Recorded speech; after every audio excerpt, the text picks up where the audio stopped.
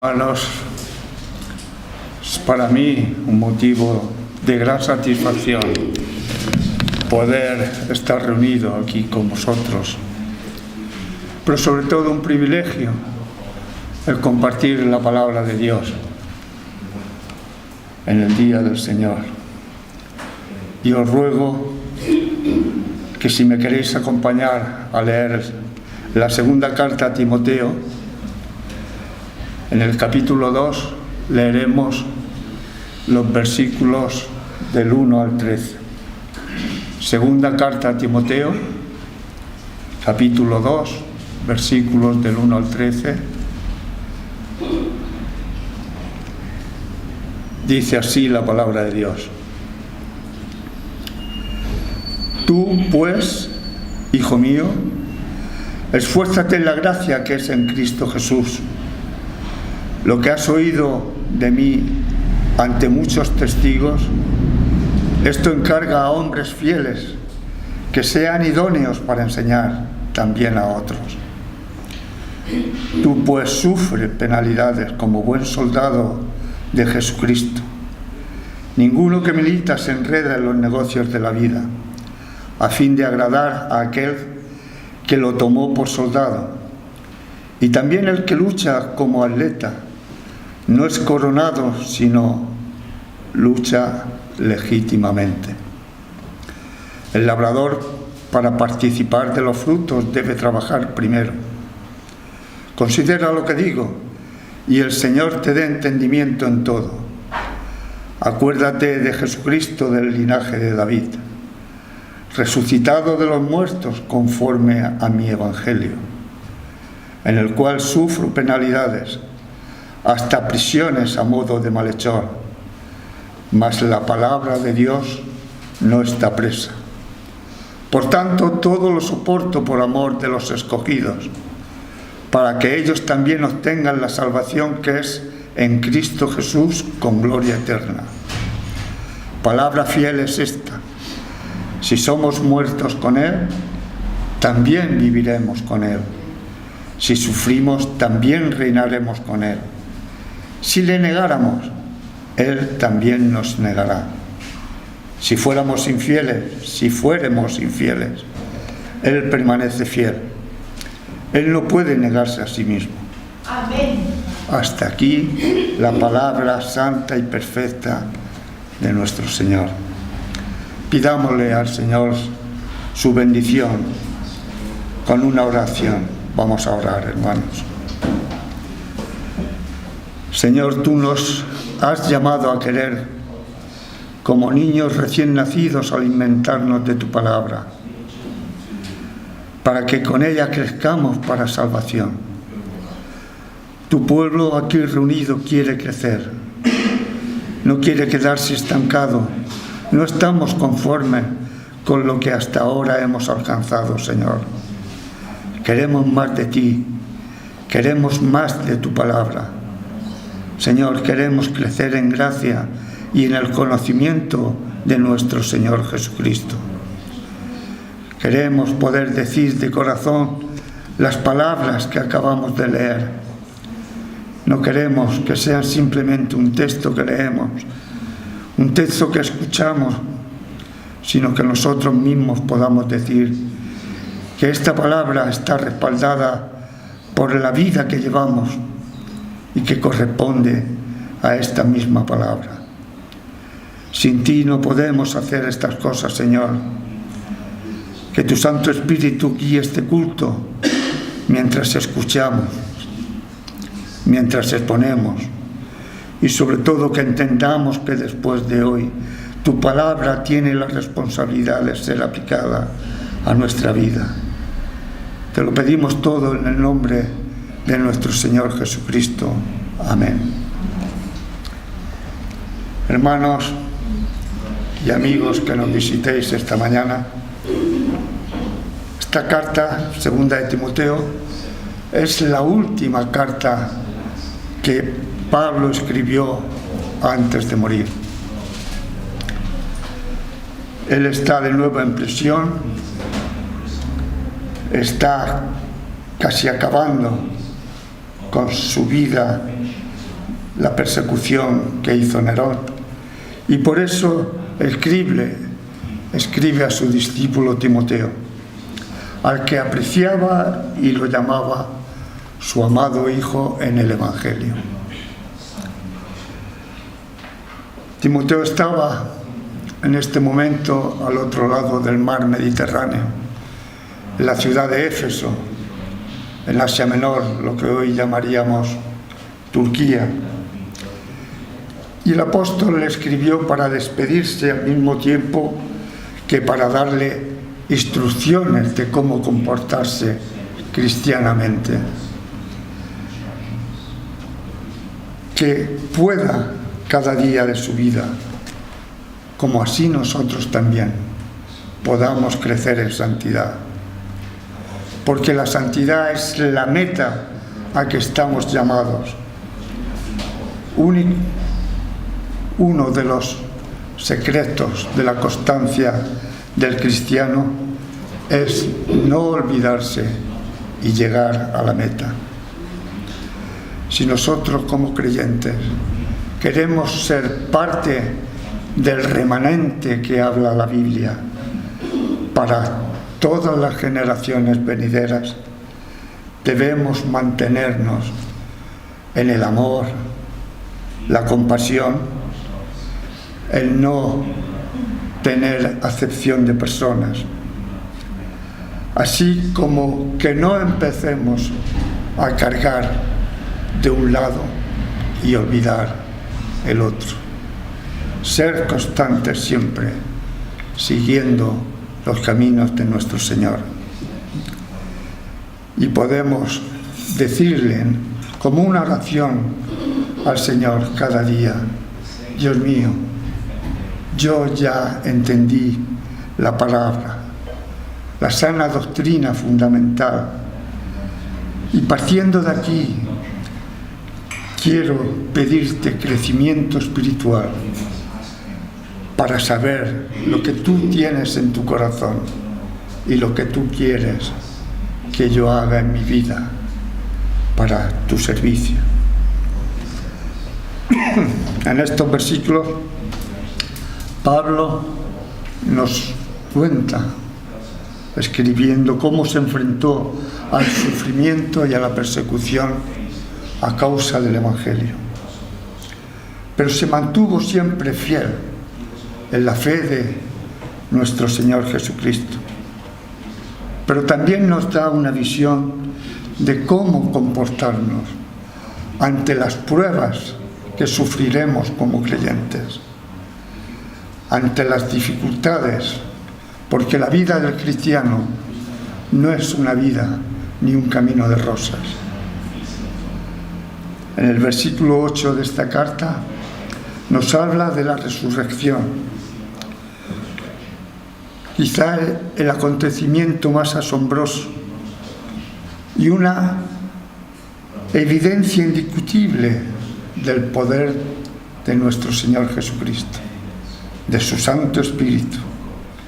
Alguien dijo que esta es la doctrina del arco principal del cristianismo. Y aquel que no defiende esta verdad desecha la verdad esencial de Dios. ¿Cómo y por qué tenemos que recordar siempre a nuestro Señor Jesucristo? Esencialmente porque Él mismo es el Evangelio.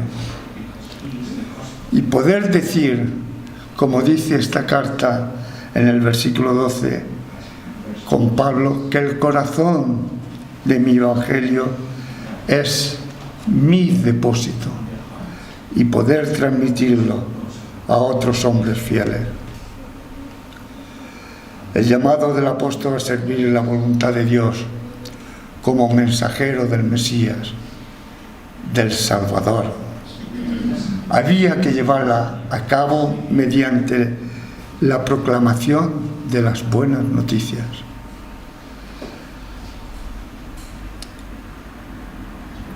Noticias de salvación de quienes estaban muertos en delitos y pecados. y poder estar en Cristo Jesús. Esta frase, en Cristo Jesús, era la frase preferida en las cartas del apóstol. La decía y las escribía para hablar de su propia unión y la de cada creyente con nuestro Señor, para que a través de la muerte de nuestro Señor Jesucristo, de su resurrección y vida eterna, nosotros tuviéramos, los creyentes, los que hemos puesto la fe en nuestro Señor Jesucristo, también poseer la vida eterna. Jesús mismo lo dijo en el Evangelio de Juan: yo soy, dice el Señor, el camino, la verdad y la vida. Y hizo la promesa divina de que todo aquel que en Él cree no se pierde, mas tenga vida eterna, y la tenga en abundancia. Quienes afirman esta promesa de fe puede afirmar con el apóstol que Cristo es su vida. En esta carta de Timoteo, la segunda carta a Timoteo, se emplean 7 figuras retóricas y las emplea para describir los deberes y la actividad de los creyentes en Cristo, cómo se deben comportar cristianamente, cómo debemos comportarnos como verdaderos hijos de Dios.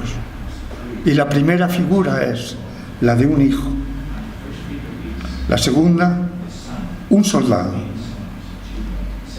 la tercera, un labrador, la cuarta, un atleta, y así sucesivamente a lo largo de toda la carta. Detengámonos en la primera, ser un hijo. Pero para ser un hijo de Dios, el creyente debe tener la fe puesta en nuestro Señor Jesucristo, el haber renacido de nuevo, el haber cambiado su vida, haber nacido espiritualmente y, con la fe en nuestro Señor, pertenecer así a la familia de Dios. Y esta exhortación es para cada uno de nosotros. No solo se trata de recibir la gracia, sino de esforzarnos en ella. La segunda figura, hemos hablado que era de un soldado.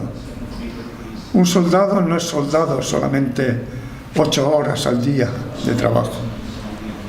Un soldado es soldado las 24 horas del día, participando los creyentes como soldados en la batalla espiritual. Los buenos soldados son obedientes y acatan las órdenes de su gran capitán cuando nos envía a cumplir la misión que dijo nuestro Señor en la Gran Comisión: ir por todo el mundo y predicar el Evangelio a toda criatura. Nos habla el Evangelio de Marcos. Si todos fuéramos buenos soldados de la cruz, deberíamos decir de inmediato: sí, Señor, lo haremos. Aquella persona que está sirviendo al Señor se parece más bien a un militar, y como soldado de Cristo vas a buscar agradar a aquel cuyas órdenes estás cumpliendo, las órdenes que nos dejó escritas en su palabra, la Sagrada Biblia. En el versículo 5 nos habla de otra figura, que es la de un atleta. Pero los atletas tienen leyes, y si no cumplen esas leyes, tampoco recibirán la corona. El atleta se dirige hacia la meta para recibir el premio. Pero no es coronado si no lucha legalmente. Hay leyes también para el ministerio cristiano. Son normas sagradas para la gran lucha que tenemos cada día espiritualmente, y así, cuando lleguemos a la meta, poder recibir la corona. La cuarta figura, en el versículo 6, es la de un labrador. Un labrador que está sembrando la semilla de la palabra de Dios y espera recoger la cosecha. Porque si no se siembra, si dejas de trabajar como labrador, nunca podrás recoger la cosecha. Y si tú piensas sembrar la palabra de Dios, no pienses en predicar si no tienes la palabra de Dios en tu corazón y en tu alma. Un navegante no puede dirigir un barco si no sabe las leyes fundamentales de la navegación. El versículo 9 nos muestra que proclamar el Evangelio implica sufrimiento.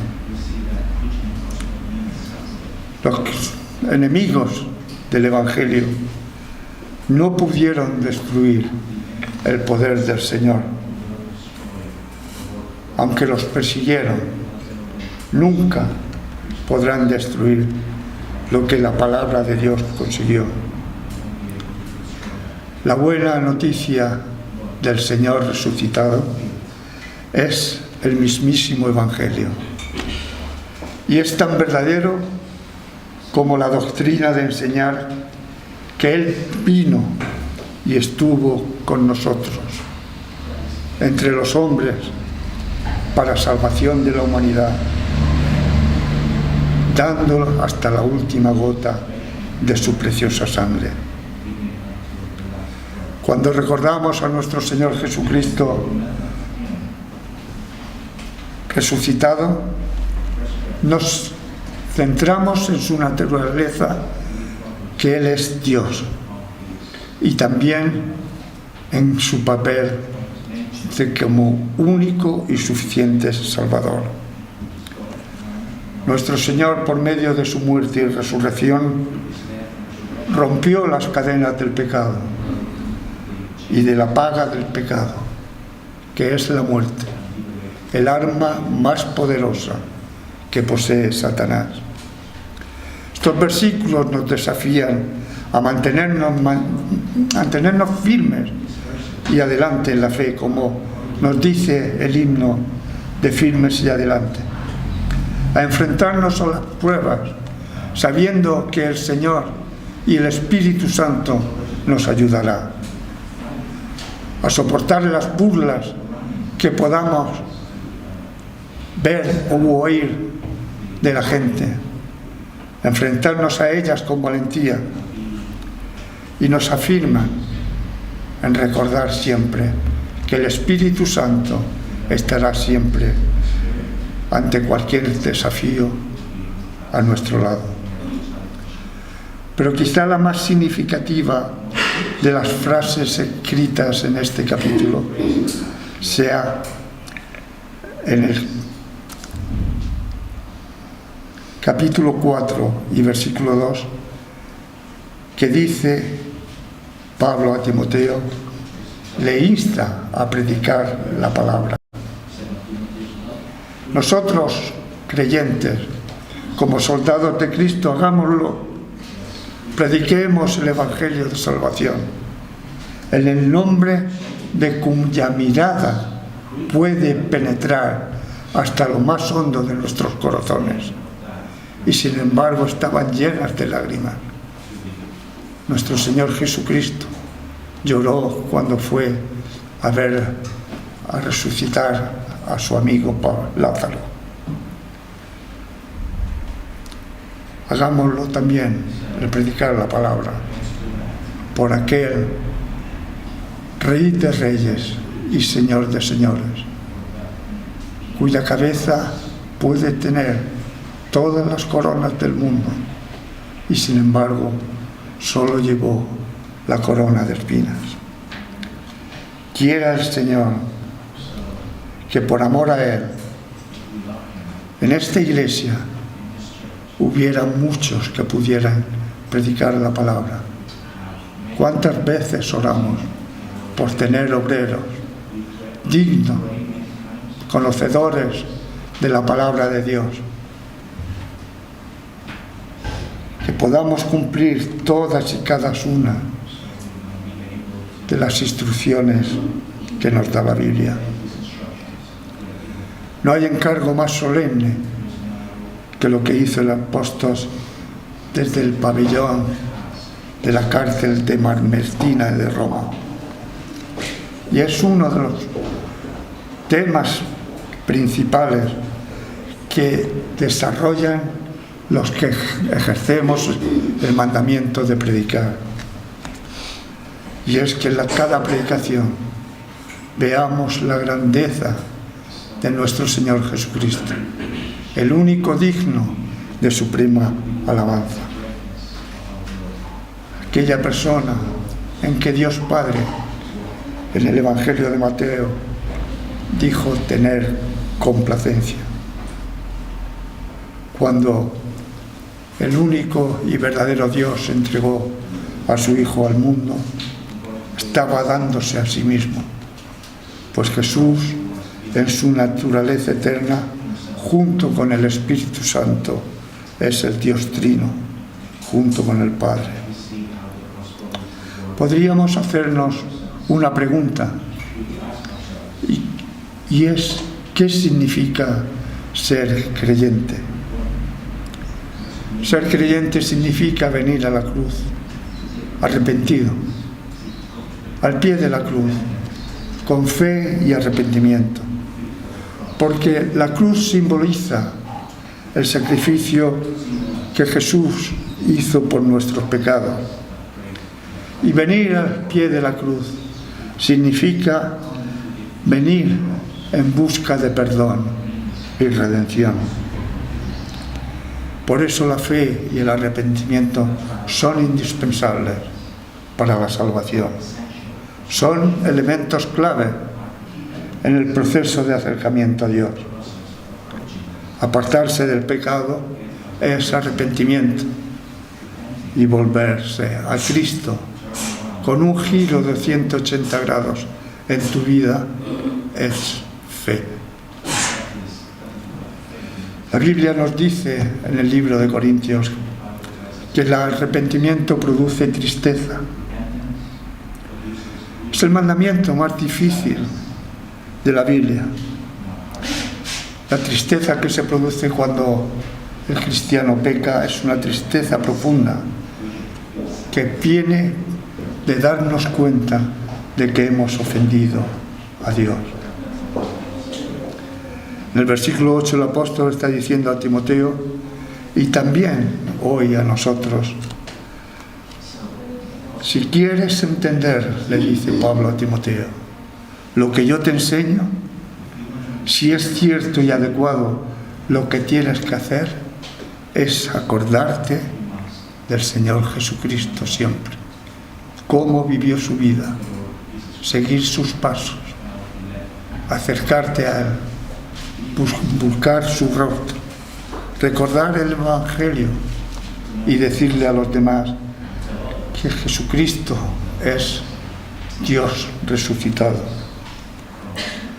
Alguien dijo que la resurrección de Cristo es la piedra angular del glorioso templo de la verdad, el arco de la revelación. Así que recordemos esto.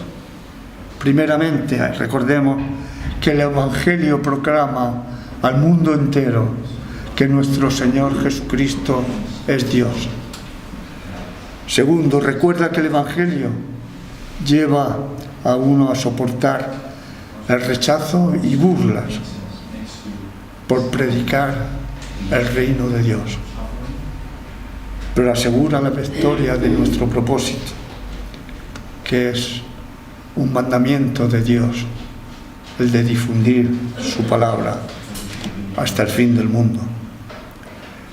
Tercero, recuerda que el Evangelio nos hace ser perseverantes, que el Evangelio garantiza la gloria eterna si nos mantenemos firmes. Nuestro Señor conoce cualquier prueba que podamos sufrir los cristianos y es capaz de socorrernos ante cualquier debilidad en la que podamos flaquear. No importa cuáles sean nuestros sufrimientos, Jesucristo puede librarnos de cualquier mal, de cualquier sufrimiento y ayudarnos a mantenernos firmes en la fe, porque Él también padeció y sufrió y sabe lo que el cuerpo humano es capaz de soportar. En la carta a los Hebreos, en el capítulo 2 y versículos 17 y 18, nos dice la palabra de Dios que Jesucristo debía ser en todo semejante a sus hermanos, pues en cuanto Él mismo padeció, siendo tentado, es poderoso para socorrer a los que son tentados. Volviendo a la carta de segunda a Timoteo, el versículo 9 termina diciendo que aunque Pablo está preso, la palabra de Dios no está presa. Y esto es exactamente lo que quiere decir, que la palabra de Dios no está presa, porque una vez que penetra en los corazones de los hombres, crea entusiasmo en ellos, crea alegría, crea paz, porque no se puede silenciar un labio que ha sido tocado por el carbón encendido en el altar, como nos dice el libro de Isaías. ¿Acaso el Espíritu Santo no ha puesto en el creyente ríos de agua viva? En el Evangelio de Juan nos dice, en el capítulo 7 y versículo 38, nos dice el Señor: el que cree en mí, como dice la Escritura, de su interior correrán ríos de agua viva. Hermanos, amigos, debemos hablar del Evangelio hasta el final, hasta la muerte de nuestra vida. A continuación viene la carta a la gran verdad de que tan pronto como el sol comenzó a brillar su salida, por tercera vez Jesús resucitó. Su cuerpo no se había corrompido, porque el cuerpo de Dios no podría ver la corrupción. Pero aún así, Él estuvo muerto, pero por el poder de Dios, por el propio poder suyo, por el propio poder del Padre, por el poder del Espíritu Santo, antes de que el sol hubiera salido, nuestro Señor Jesucristo resucitó. Y esta es la verdad que todo cristiano debe proclamar a los cuatro vientos, difundir la palabra de Dios, estés en la situación que estés. Perdonadme si insisto en esto, porque es un mandato principal si queremos ser la remanente de las generaciones posteriores. El mensaje del Evangelio debe continuar adelante a lo largo de la historia.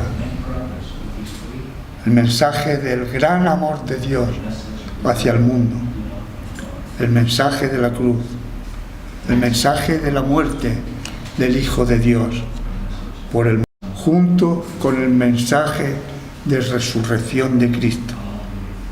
Y este mensaje jamás se va a detener.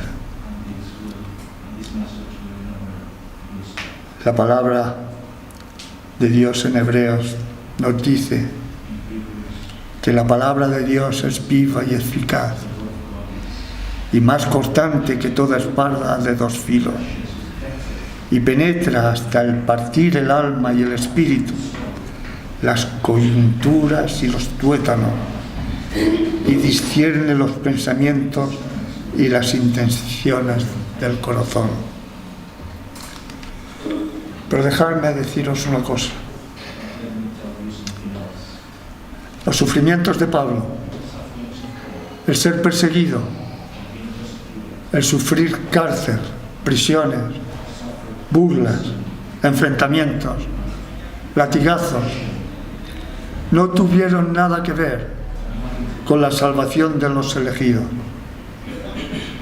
Pero sus esfuerzos y sufrimientos valieron para que el Evangelio fuera traído a nuestros oídos y a los oídos de muchas personas. Como dice la carta a los romanos, la fe viene por el oír y el oír por la palabra de Dios. Y este debe ser el propósito nuestro, el propósito del creyente y el máximo objetivo de nuestra vida. Porque todo el que quiera salvar la vida, la perderá, nos dice la palabra de Dios. Y todo el que pierda su vida por causa de Jesucristo, hallará vida eterna. Cuando Jesucristo murió en la cruz, nosotros murimos con Él. No únicamente fueron clavados allí nuestros pecados, sino también fuimos nosotros clavados con Él. Los versículos del 11 al 13 nos habla el apóstol de la relación que tenemos nosotros, los creyentes, con Jesús. Si hemos muerto con Él, debemos vivir de acuerdo a su voluntad. Debemos renunciar a nuestra propia voluntad y someternos siempre a la voluntad de Dios. Si sufrimos pruebas con Él, también reinaremos con Él. Pero si le negáramos, Él también nos negará. Esto nos recuerda que nuestra vida debe estar centrada única y exclusivamente en la voluntad de Dios. Debemos estar dispuestos a sufrir con Él. Y no quiero mentiros ni engañaros. El camino del creyente no es un camino de rosas. Pero si decidimos seguirle, si lo hacemos, tendremos la promesa de reinar con Él en la vida eterna. Pero tenemos que ser conscientes de que debemos ser fieles, porque si le negamos, Él también nos negaría. Esto es algo verdaderamente importante para nosotros. No tiene ningún sentido el contender la palabra. Tenemos que enseñar también a los demás el modelo de vida de nuestro Señor. Porque el modelo de vida no es el hombre que tiene éxito en este mundo. Nuestro modelo de vida es Jesucristo, del linaje de David, muerto y resucitado al tercer día. Termino, hermanos. Quiero concluir con la primera lectura del Salmo de David que se ha leído, el Salmo 138. En el versículo 2 dice: me postraré hacia tu santo templo y alabaré tu nombre por tu misericordia y tu fidelidad, porque has engrandecido tu nombre y tu palabra sobre todas las cosas. Es un privilegio, un gran privilegio, poder meditar en la palabra de Dios, allí donde quiera que estemos. Crezcamos en santidad. Este es el centro de esta predicación. Crezcamos espiritualmente cada día, porque escrito está en Primera de Pedro: sed santos, porque yo soy santo, dice la palabra de Dios. Al final del versículo 13 nos dice que Él no puede negarse a sí mismo, nuestro Señor Jesucristo. Por el amor que tiene Jesucristo a su Iglesia y su propósito para con ella, nunca puede cambiar, porque Él mismo no puede negarse a sí mismo. Y su Iglesia es Él mismo. La santidad y la vida espiritual se mide con precisión meridiana por el amor fraternal que nosotros profesamos aquí en la Iglesia. Si nuestro primer amor solamente somos nosotros, es decir, primero yo, después yo, y si sobra algo para mí, eso es egoísmo. Pero si amamos con el amor de Dios, el que nos da y nos provee Dios mismo, como dice los frutos del Espíritu, nuestra vida se centrará en buscarle a Él y buscar el bienestar de los demás. Habrá un día en que el Señor Jesucristo recibirá a su esposa, que es la Iglesia. Ella fue sacada del costado de nuestro Señor cuando Él estaba en el sueño profundo de la muerte, para cuando con gozo Él la contemple, su gozo y el de su Iglesia, si practica la sana doctrina que Él nos ha dejado, todo será completo. Todo será una unión con Jesucristo como cabeza de esta unión. Seamos soldados de Cristo. Levantemos la bandera del Evangelio. Caminemos firme y adelante. Crezcamos en santidad cada día, porque si creemos en nuestro Señor, Él será fiel siempre hasta el final de nuestros días. Que así sea. Amén.